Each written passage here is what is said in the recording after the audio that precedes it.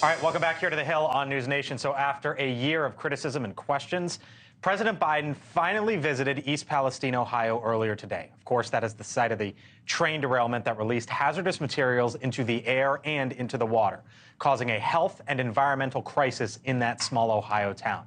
Now, the visit being met with some protests from locals, but the president says the administration is not leaving until the job is done.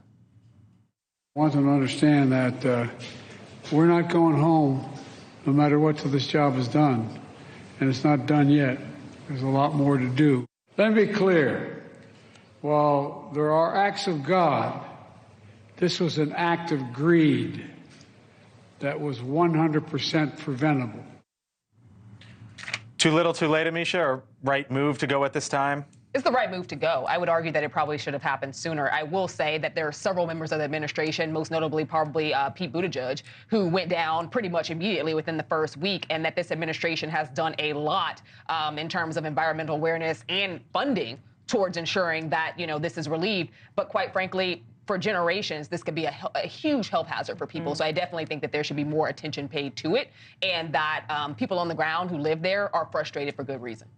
Waiting for a Friday afternoon to finally do this, in the afternoon. It says a lot to finally just having to check that box if you're the White House to trying to get it done. Still hasn't been at the border. It seems like here he hasn't. You won't leave, apparently. They're not leaving soon, but it took him a year to arrive. So it says quite a lot. But also, that video right there is not exactly confidence inspiring. No. If you're the Biden campaign. And it's off balance. And also, the secretary showed up the day after Trump showed up, and that was 3 weeks after this disaster struck. And so I feel like the Biden administration has been one step behind the whole way. And unfortunately, I think it comes down to politics. You've got a red state that went from Trump by 8 percentage points in 2020. And so they don't see any political benefit to having the president show up and give a speech where he says, you let me be also have clear, a red you can't policy understand that caused this in the first place. Because remember, without the privatization there, you would have had more regulatory efforts that would have prevented this from happening. So I do think that there's something to be said about, hey, let's watch what we actually are,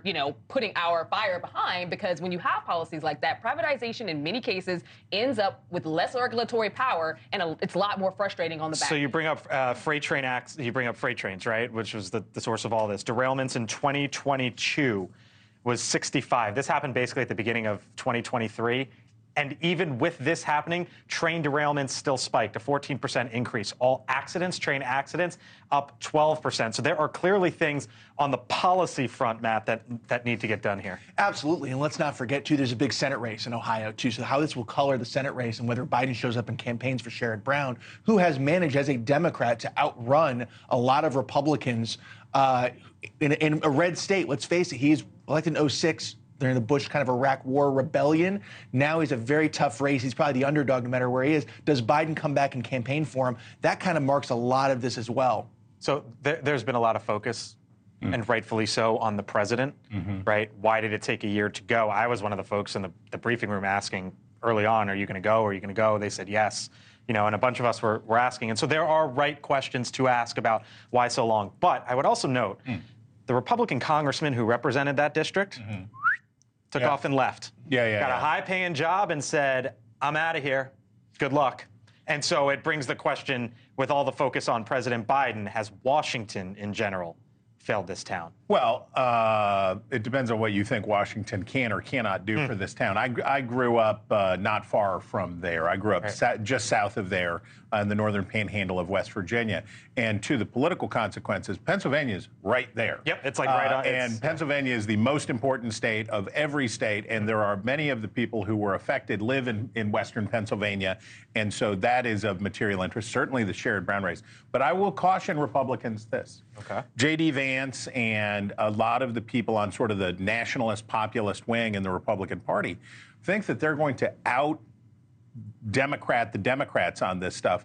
Joe Biden loves regulations on stuff. Who loves railroad regulations more than Joseph Robinette Biden, Mr. Amtrak? Yeah, Mr. Amtrak. Who loves regulating chemical companies? Who loves regulating all of this stuff? This is a Democratic jam. Now, they certainly failed here in terms of the political response and all of these other things. But I would just caution Republicans, you're not going to out-regulate and you're not going to run down big business over Democrats. They know how to do it. Sherrod Brown definitely knows how to be against big business. Speaking of, Thank you for watching, and make sure you go to joinnn.com to find NewsNation on your television provider. And don't forget to click the red subscribe button below to get more of NewsNation's fact-driven, unbiased coverage.